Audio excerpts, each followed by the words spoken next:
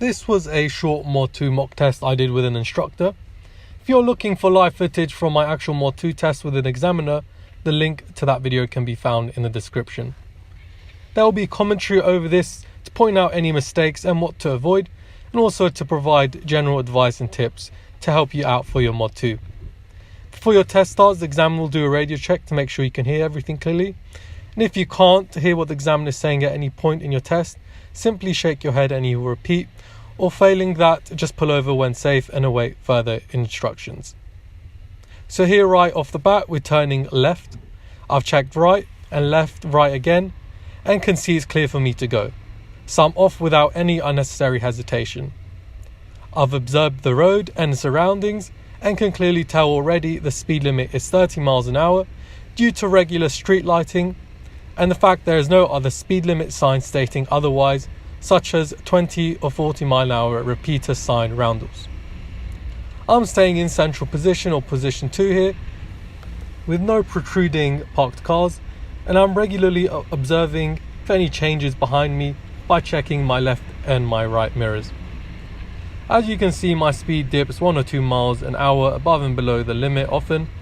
Do not worry about this at all, as in your test the examiner does give some leeway for this without giving you any minors or majors.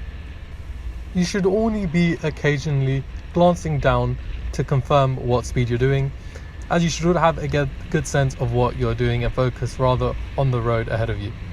As you can see, I'm always adjusting my road position based on parked vehicles and slightly move out and in when necessary. When you make minor changes, don't feel the need to mirror signal and lifesaver every single time. As you can see here, a simple check in my mirrors confirm what I need to know. So why checking your left and right mirrors frequently is useful.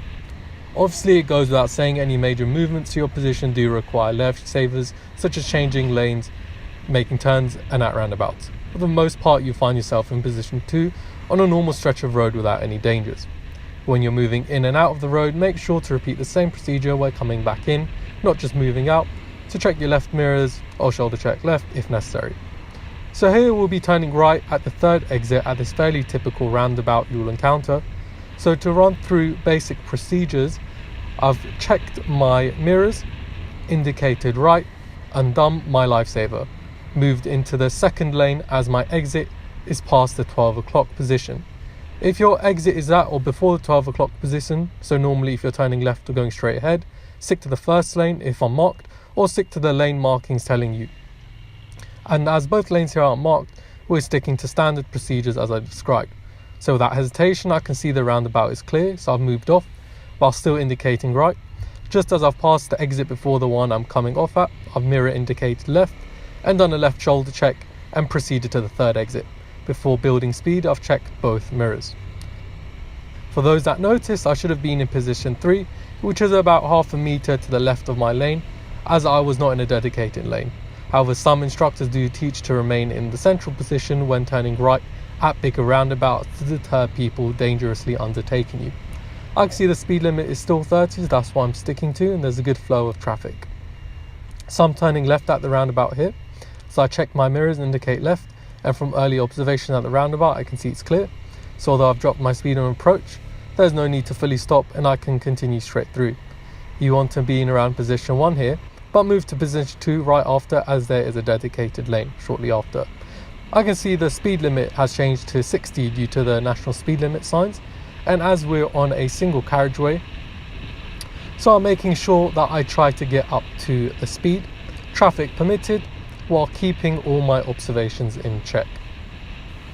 Also make sure you keep to the 2-second rule, especially at these high speeds. So here coming up now is a very good example to show you when you need to be aware when a single carriageway turns into a dual carriageway without any signs stating dual carriageway.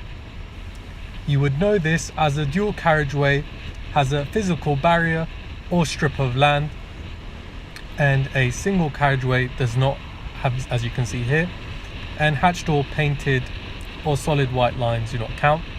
So right here you can see we've entered the dual carriageway, which means the speed limit has gone from 60 miles an hour to 70 miles an hour, and you can still see the national speed limit repeater signs. As you can see, it does have a strip of land and also a physical barrier, but you don't need the two. So necessarily it doesn't mean dual carriageway means 2 lanes and single carriageway means 1. Another mistake to highlight here is that I should have also made the speed, as I could have changed lanes and overtaken the car going slower. These rumble or warning strips remind you to slow down in advance from high speed, and they usually appear before roundabouts, so make sure you're aware of them and make use of it. So another unmarked roundabout coming up, where I'll be taking the first exit. I should have really been in position 1 here, not position 2. The speed limit here is now 40, as you should have spotted, along with repeater signs showing that along the way. Though some of these roads may look like a single carriageway, don't automatically assume so. Double white lines in the middle show that no cars on either side can overtake. But if it's broken on your side and solid right next to it, it means that your side of the road can overtake, and also vice versa. Round bends and sharp corners are another thing to be aware of, where you want to be adjusting your road position to maximize the view ahead of you. But when it's nice and open and you can clearly see, stick to the central position. This becomes almost second nature after quite a bit of practice. But here generally I'm always going to be sticking to the central position when there are no dangers and I can see well ahead of me.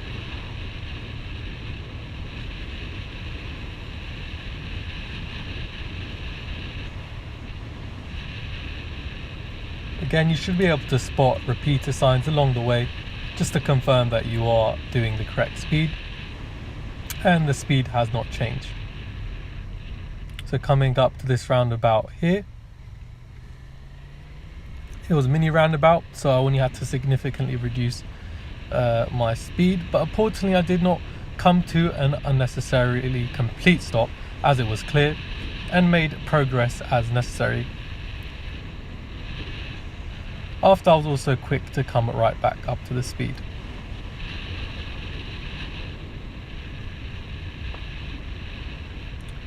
So next I'll be coming up to this roundabout here. I should have ideally been in the first lane as I was going straight ahead and it was unmarked. So position 2 in lane 1. As there was no traffic, so standard procedures apply. However, I would have not failed this as I came off safely.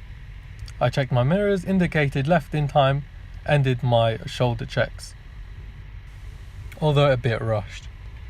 So where you can see the instructor was, that's where I should have been.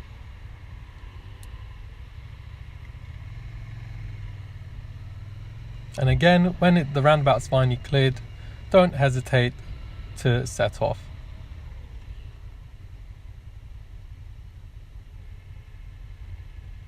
So always make sure when you're stopped to keep around 2 bikes distance away from the vehicle in front of you. Yep. And with parked cars as you're riding, never ride less than a door's width or less than a meter. So move out if needed. If there are cars coming in the opposite lane, meet in the middle of the danger or simply just stop. Here, as you can see, I'm all in position 3 due to the parked cars.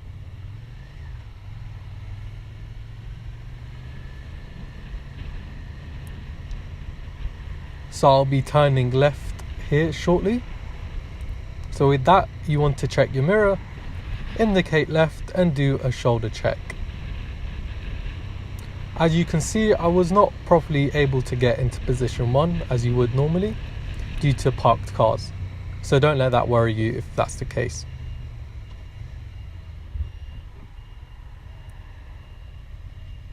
Also, I moved out quite slowly as my view was obscured.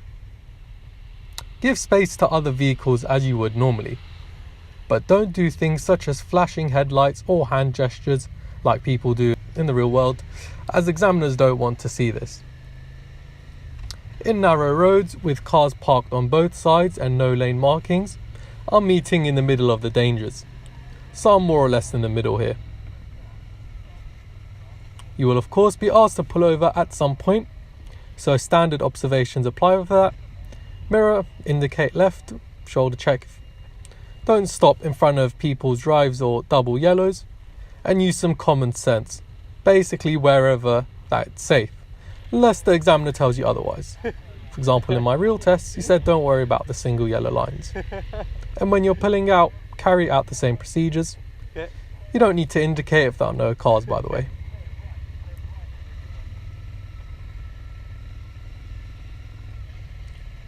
So turning right here, you've guessed it, I'm going to be in position 3. Checking once, twice, and once again. I'm setting off as there's no cars.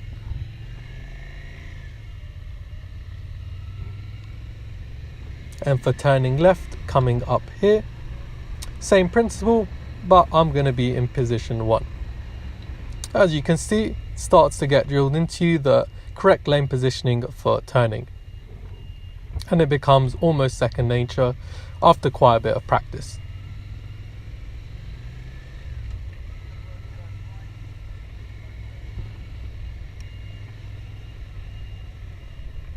And right here again, so position 3.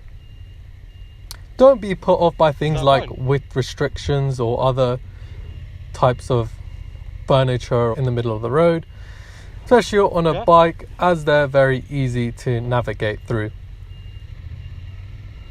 Turning right into this road here, space permits, you ideally want to be in position 3, but that always won't be the case. And again, use some common sense, especially if there are vehicles coming on the opposite side of the road. Always move into your side of the road when you can.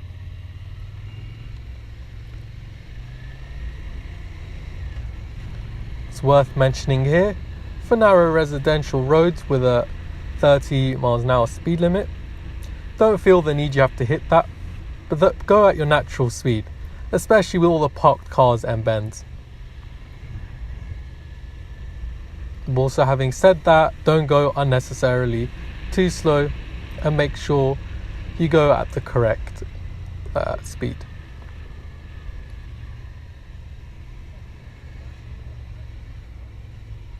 So I'm going to be turning left here into this major road.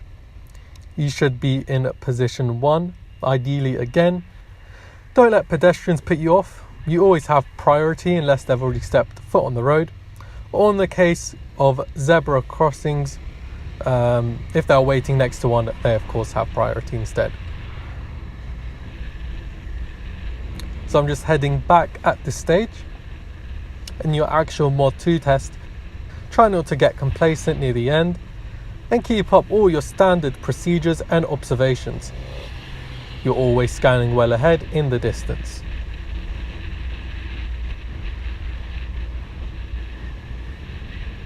Complacency can be a big killer, so it's always very important to make sure you never lose concentration. So finally, turning right back in here. As you can see now, I'm properly in position 3, as I should be. And as I'm just going to be making the turn, going to do my lifesaver as usual. So one as I'm moving across, and another one as I'm actually turning. So all in all, I think that was a decent ride, with a few things noted that I went over that needed slight improvement, such as lane positioning, especially at an unmarked roundabout. I really hope that helped you out. As I mentioned, I have similar type videos like this, but the footage is from my real tests. I also have a live Mod 1 video with commentary, as well as loads of other related videos that will help you out when it comes to do your test, found on my channel. And I also have a dedicated playlist containing everything in order. So good luck if you're doing your tests soon, and I'll see you next time.